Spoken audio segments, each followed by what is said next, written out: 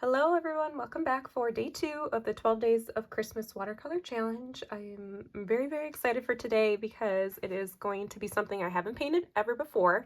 It's a gingerbread house, and I feel like they've become more and more popular for Christmas decor over the years. They just have such cute ceramic gingerbread houses that you can put out in your kitchen, and today I thought it'd be fun to do a little watercolor version of that. So that's what we are going to do today. If you are still needing to catch up on day 1, the video is there on my channel. Just go under videos, under that tab. I also have a playlist dedicated for all the 12 days for this year's challenge. Now I do have last year's challenge also still on there, so don't get that confused with last year's videos. But yeah, so I will have the 2023 playlist, and you can go ahead and get caught up on yesterday's Christmas tree painting. And don't forget then, once you are done with your paintings, to share them over on your Instagram account and tag me at Windswept Design Studio.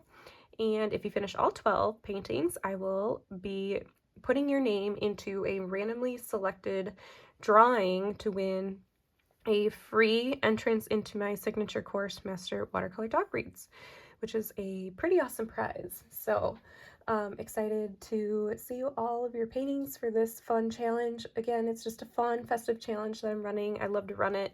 So this is the 3rd year. I can't believe this has already been happening now for 3 years. So again, now today we are doing the gingerbread. If you need to catch up and are curious on supplies, revisit day 1. At the beginning of that video, I overview the supplies, just so you can see what I am using. I'll also include in the description of each video the supplies that I use, and hopefully make it as easy as possible for you guys to get started painting.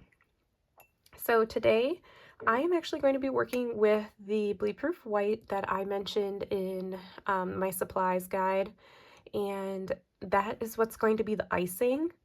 I will try to leave as much white as I can possible, but to go back through and clean up some of these little areas, like everything that you see with these little line designs on this outline, is what's going to be icing. So I need that to be fairly white and pop. Otherwise, the rest of the gingerbread is going to be that nice warm brown gold color. So let's go ahead and get started. I have a variety of brushes. I would say anything that's like a 2 to a size 4 would be really helpful. We're first going to go through and do the brown. This should be a pretty quick tutorial. All of these lessons I try to keep within 30 minutes or less, just to make your the challenge doable for you guys and not feel overwhelming. So here I have a couple different browns, and my paints have dried since because of course I was using the tube paint, so it's kind of like a cake pan set that maybe you're used to more so with watercolor, and so then they dry, but you just, to reactivate them, you just add water. So here I have my burnt umber, which is that typical brown, but like we did with the basket on the tree, I kind of want to make it more of a tan. So here I have that burnt umber, and being careful not to grab any of the green from my yellow ochre. I just want yellow ochre and that burnt umber color right now. We will drop in a little burnt sienna, which is that warm orangey brown there. So first, let's go ahead and start getting that very first layer in there. And again, like I said, the icing that is right here, that is what's going to be painted on later with that opaque bleed proof white. If you don't have any, be very careful. You can work around some of these outlines. Another way to do it is maybe you have masking fluid, and while I'm not showing the masking fluid today, you could always look up a tutorial, but if you have it and you like using masking fluid, this would be a good instance to use it. So you could just go through, use an old, brush you don't care about with the masking fluid, and paint over all those fun little designs. And then you can do like we are doing right now with your brown, and you can fill in over that masking fluid, and then once it dries you can take the masking fluid off and it really preserves that white of the paper underneath. It's a pretty cool technique. It's something that I actually don't really use much, but it's definitely a really great one. So I'm just going to kind of work in this one section of the house first. So again, mixing up that brown and that yellow ochre right here. We'll just kind of work in little chunks. And the reason is that I just don't want it to fully dry because I want to drop in some of the darker colors on top of it so it kind of blends nicely. Alrighty, so I'm just going to kind of add in a little bit more. Don't have to be super precise. Okay, so here I have my house filled in with that nice warm caramely brown color. And then what we're going to do is take little bits of a darker brown for where the shadow of the icing overlays that house. So here I have my Payne's Gray. As you all know, I love to use that. Creates that nice rich dark grayish brown kind of color, but it's really nice because it will create the shadow that I'm looking for.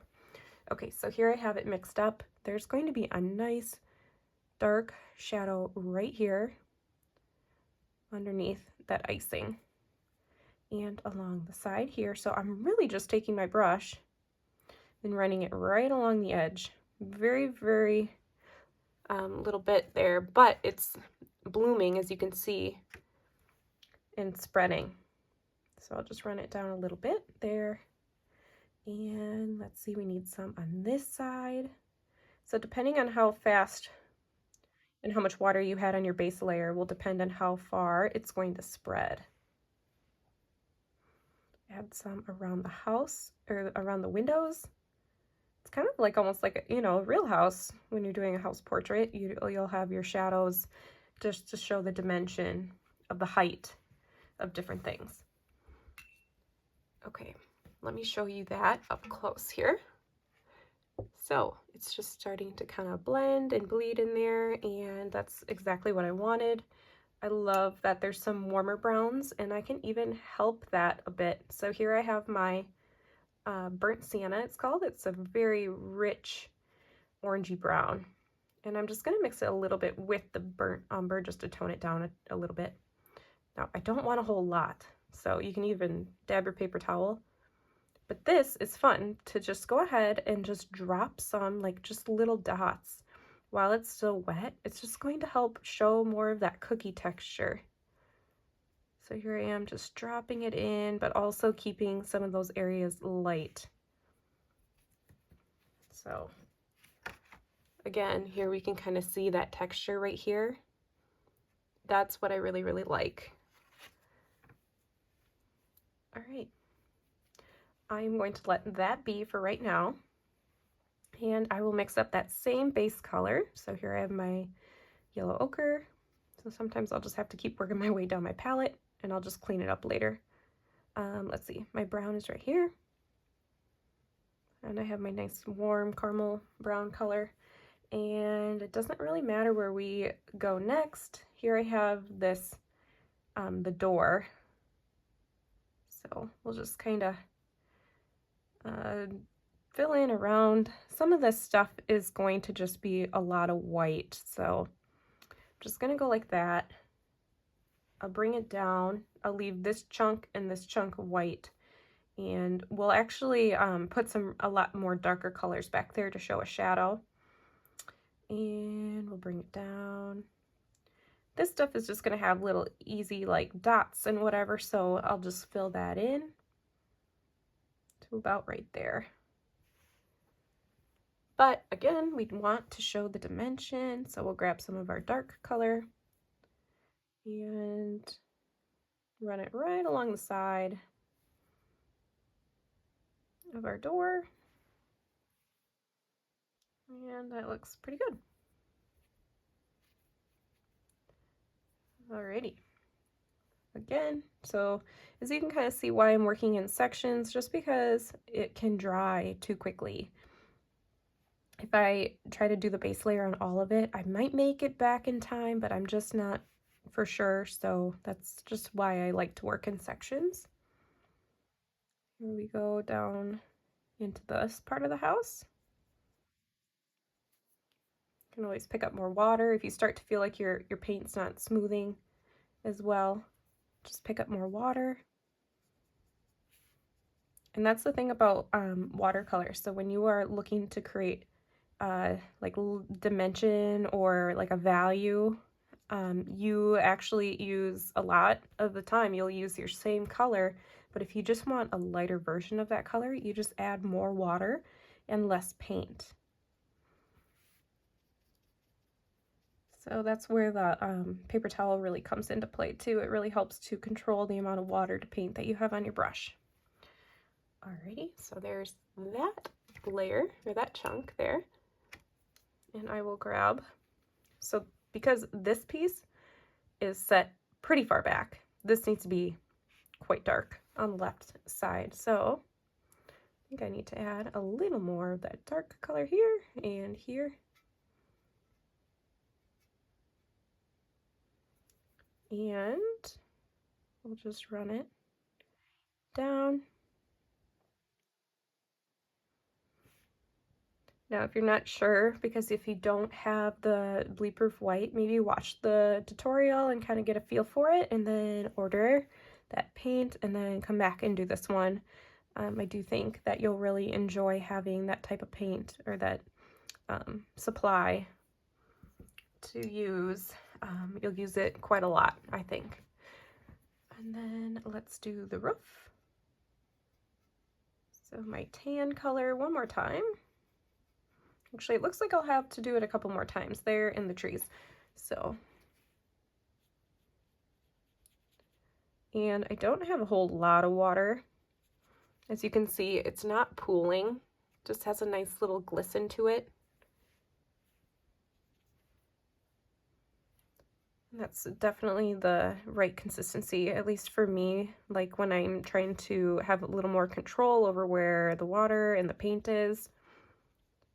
I just want enough water to be able to smooth and glide it around, but also not too much where it's like really soupy and really watery, because that's just not going to be easy to work with. Unless, of course, you're creating something like the sky or, you know, anything that needs a lot more, like a lot more blooming effect. Okay, so I just ran that dark color up and around the left side, and now I got to do it again right around this little window. And I kind of forgot to add my really warm burnt sienna colors in my last little bit, so you can just go ahead, if it dries, that's okay. It'll just end up not spreading as much, but that's okay because that kind of looks like a cookie. And I think I could even see doing some of that in the area we already were. So let's just give that a try. Like mine is dry, so I'm able to just drop in some of that texture. And while it looks kind of funny there, I will show you what I like to do is take a nice clean wet brush, and then I'll just kind of go back through and smooth and dab it. So you still see a little bit of that dot texture, but it's not quite so stark.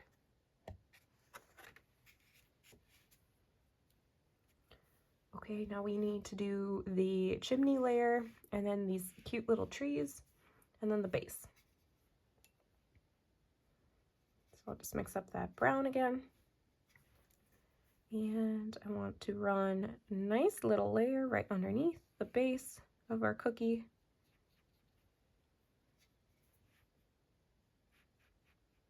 I'm just using the nice tip of my brush to control where that's going. And then we need to do the trees. And I'm okay with keeping those fairly light since they're in the foreground They don't have quite so much stuff shadowing them. A little dimension from the icing that's on them, but that's about it. And the thing is that we want to create the dimension of those dark layers before we add the bleed-proof white. The bleed-proof white is something that you really don't want to have to add too much watercolor or paint afterwards. It's kind of that final touch, that final top layer that we kind of leave on its own. It's that finishing detail. That's how I work it with my pet portraits as well. I rarely pick up any more paint, like watercolor paint, to add if I already have that top layer on. I'm just gonna pick up a little more dark brown here just to add some maybe to the left side of our trees and along the bottom. Down here.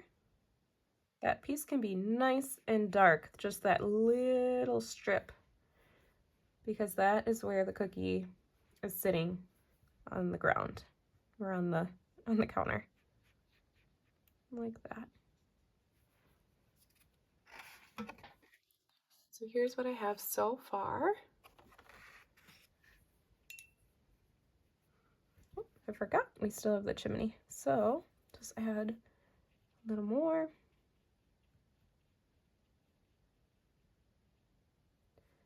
And oops, as you can see, I'm getting it in my white area that I don't want it. Just scoop some of that up and put it right back there, like so.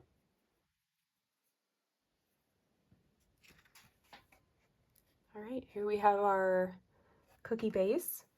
Now that these layers are dried, or fairly dry, I do want to just darken up a few of the shadows before I go through and add any icing.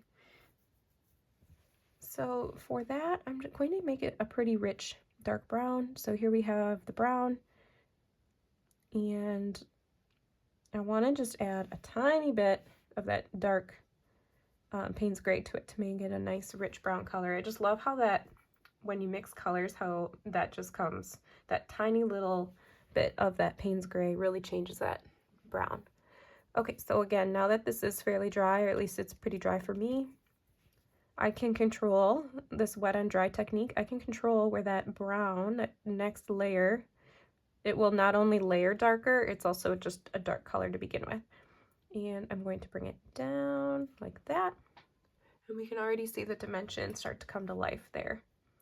And down and around this tree. So it's not spreading like it was when we added it to begin with the wet on wet technique. Instead, now it's staying pretty put. And I like how that looks right now. If you wanted to smooth that out, you can.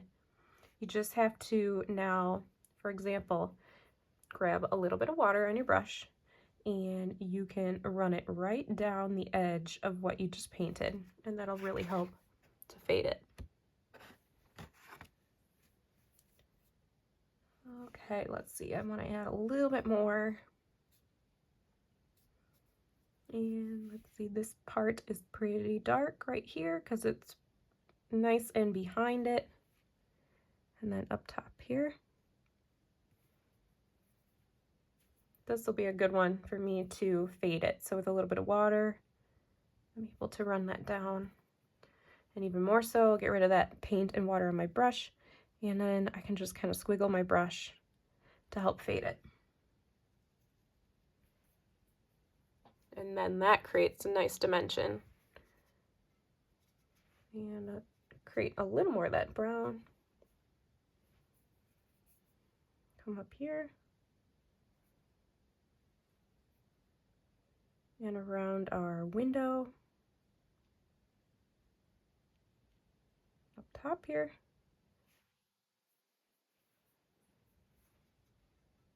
And I would say we need just a little bit of dimension up in our chimney.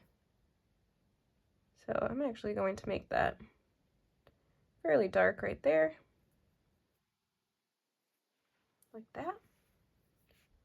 I think I want to add a little bit of dimension underneath our windows. And I see that I forgot this part of the door. So I really don't have much paint, but it's able to really layer.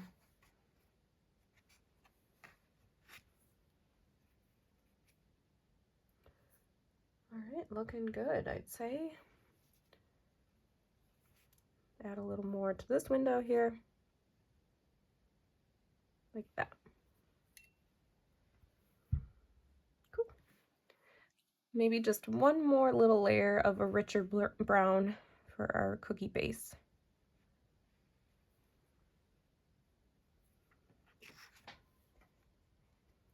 All right. So next, we are going to be working into the shadows of the icing. So there are some sections like on the top of the roof and on the side and down here where it is not going to have as much bleed-proof white because I was able to preserve the white of the paper. So to do that, we are going to use the slightest amount of, you can either use Payne's Gray or blue, and it kind of depends on the type of look you're going for.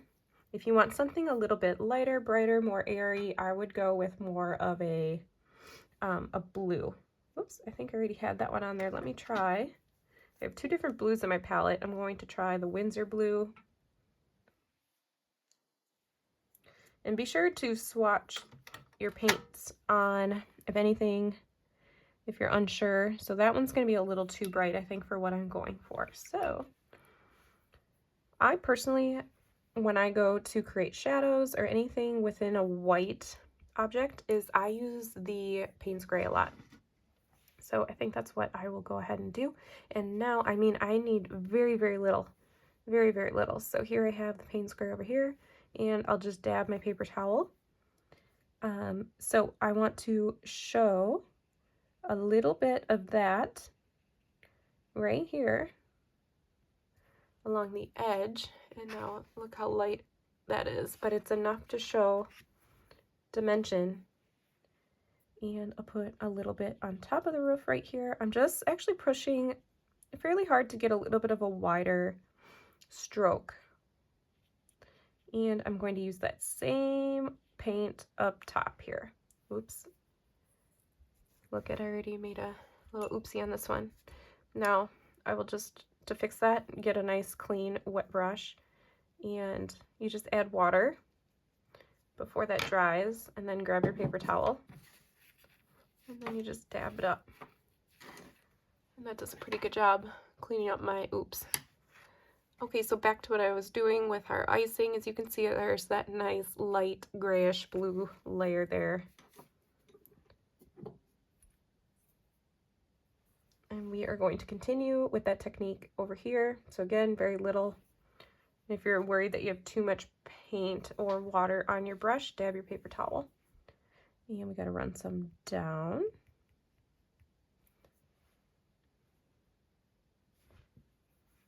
I'm going to add a little bit more. It's okay that you see a little bit more blue. I ran some down that side. And I'm actually going to add a little bit more there to start to show the dimension. Maybe some up here. Again, I'm just kind of dabbing my paper with that color. And to cover up some of these outlines is you just take the real pointed tip to your brush and run that blue color right over that light outline. And here I have a little bit on the chimney. And if you are drawing your own outlines, just be sure to, unless you like the look of seeing the outline, but if you don't, make sure to really erase your outline until you can barely see it. Okay, so this piece back here is pretty much going to be all blue because it's so shaded. It's sitting back in the background more so. And that's why we are going to pretty much paint the whole piece back there blue. And run a little bit, and I'll probably just leave a little bit of white.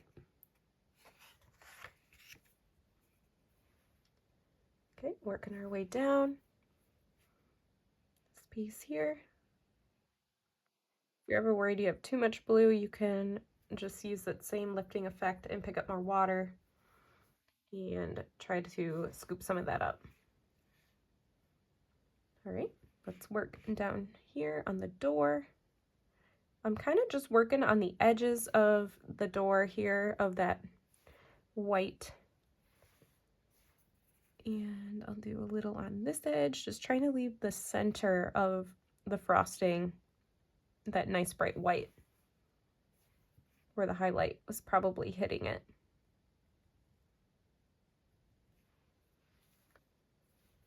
And let's see, so we did that. We got to do the base, and this is actually kind of like a platform. And so I'll use a little more of that Payne's Gray, and we will paint that in. I just think that's such a pretty color if you're painting like snow, this Payne's Gray color. Alrighty, so here we have that.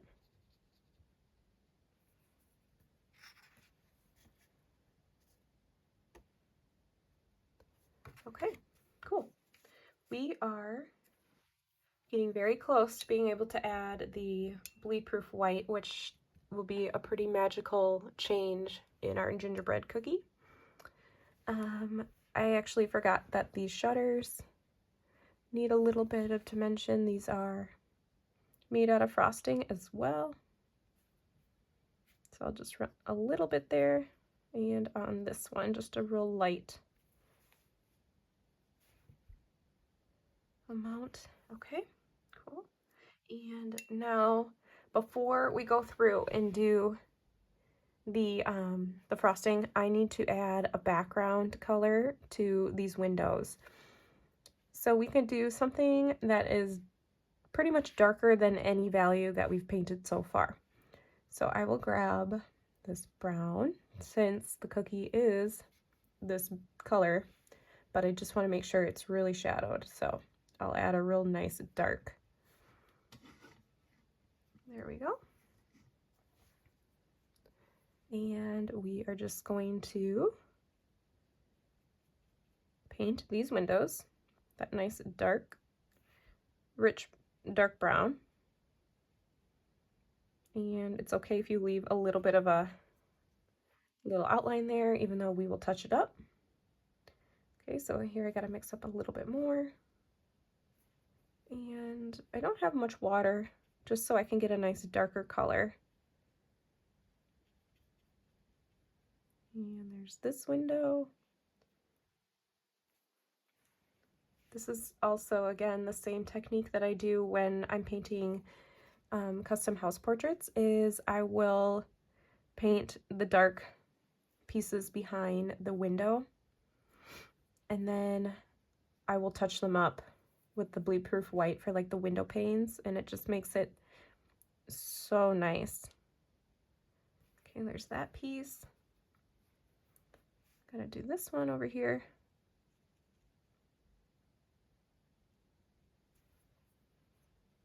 And this little window here.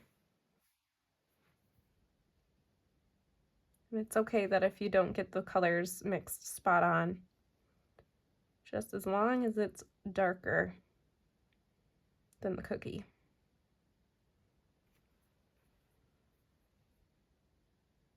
All right.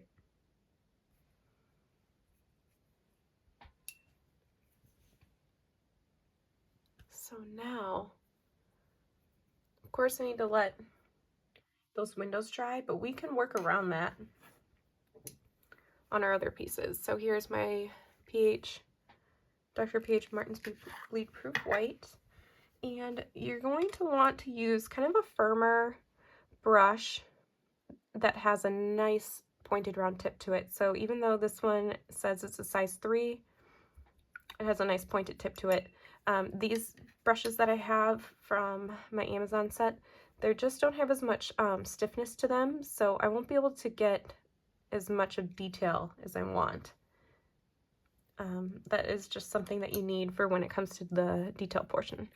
And as you can see, this bleed proof white is getting old on me, so it gets a little dried up.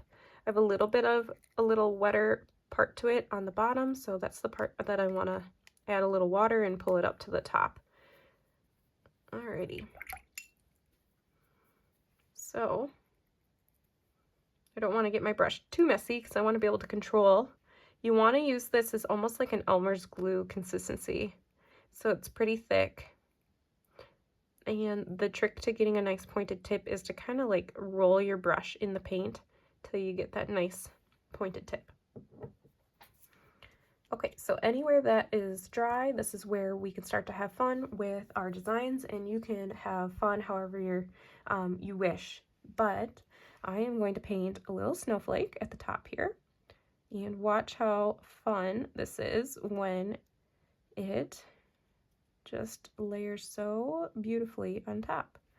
So there's that, and anywhere that you have it where it's dry, you can go ahead and layer. So we'll do a little snowflake there.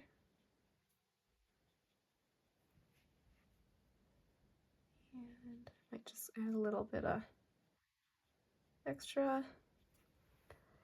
Let's see, now I will, and again, you do want to add a little bit of water to your bleed proof white to make it a little bit runnier than how it comes, pretty thick in the jar, but you don't want to make it too runny because you want it to make sure that it really stands up onto the watercolor base layer.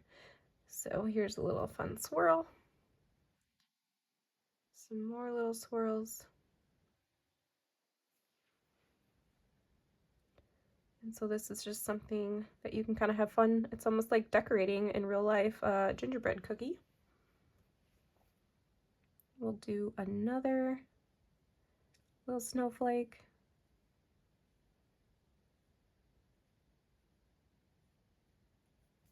And again, this is such a small painting that I'm not able to get quite as detailed as I wish. But you totally get the idea of it.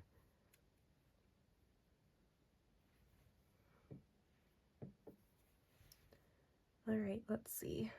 Kind of do a little design around the door. And you'll know if you don't have enough water when you're working with this stuff, it'll kind of drag on the paper and just not give a nice smooth line. Make another one over here.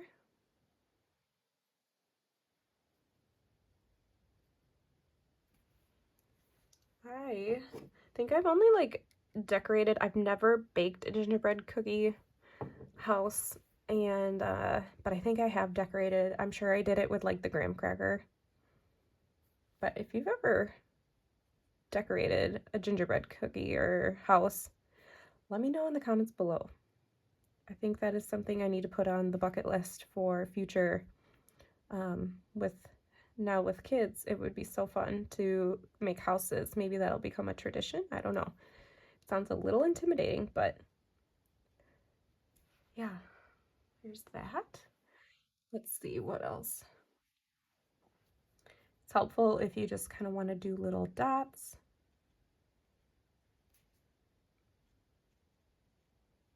You could even personalize your gingerbread house if you wanted and putting your initials, or yeah, give it some character, some personal character. Let's see. Just like to, I think those dots are kind of nice to help fill in the brown, and they're easy to do, especially in a smaller painting like this. Okay, so now we need to do like the tree. So let's do a little bit of an outline on the tree. And I'll come back through on this side. And kind of do some squiggles like that. We'll do the same.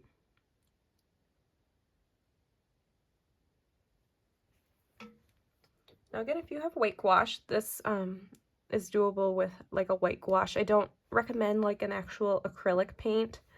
White acrylic just won't show up like and it kind of like glistens, and it's just different. It doesn't quite lay right. So you'll want to do either a white gouache or the bleed proof white. I will do this tree.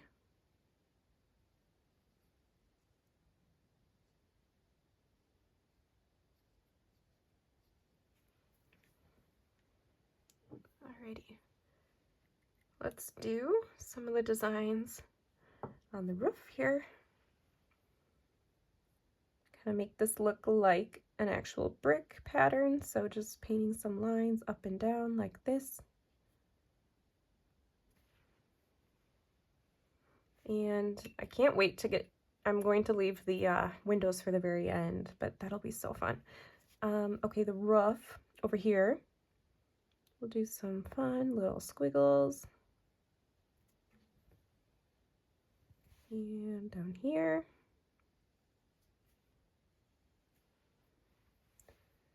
And I will do some going this way.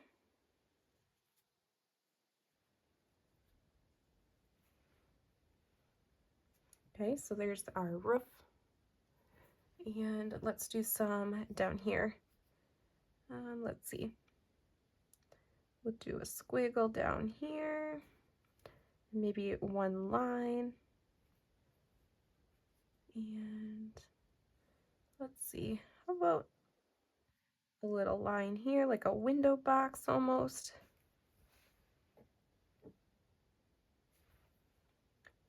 And let's see, let's do squiggles this way. Some swirls. Maybe a swirl up here.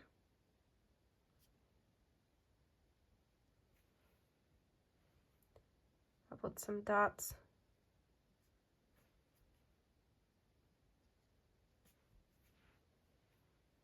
Let's see. Maybe another swirl here. Okay, let's do our door.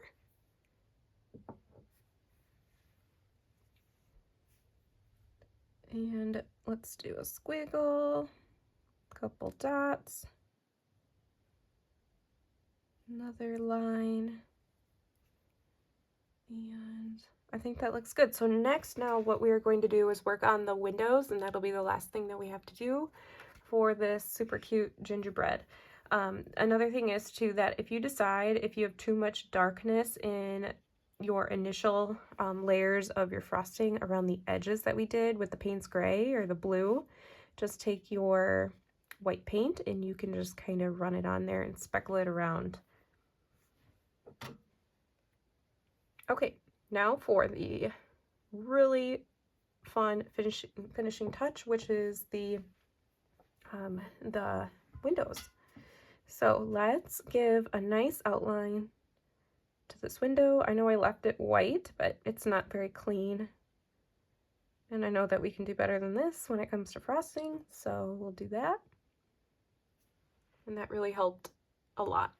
And then we'll run it down the center and 2 horizontal lines like that. And oh my goodness, just looking at the difference. Isn't that such a fun difference? Okay, let's do that again. Here and down. And just gotta grab a little bit more. Run the same lines. I love that we don't have to be perfect on this because it is a handmade object.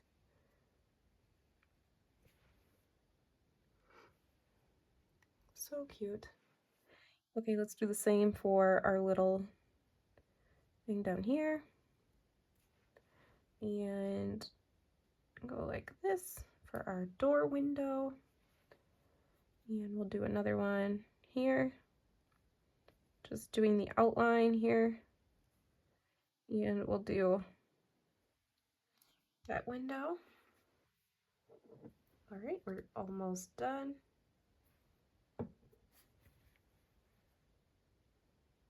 Come on over here to this little window here, fixing the outline, and then that. And this is working out nicely for my nice pointed round 3 size brush, but if you wanted smaller lines than this, like when I do hairs for my pet portraits, I use an even smaller brush, so like a 000, super tiny. All right, we're so close here. Finish that piece there, and we'll run down the center and 2 lines there. Alrighty, there we have it. There is our adorable gingerbread house on day 2 of the 12 Days of Christmas Watercolor Challenge. And I cannot wait to see you guys and your paintings. Be sure to share them. Just share them over on Instagram if you can. If you don't have Instagram, send me an email. I'll have information how you can contact me in the description below. But otherwise, find me over on Instagram at Windswept Design Studio. And I can't wait to see all of your paintings from day 2. All right, I will see you all tomorrow.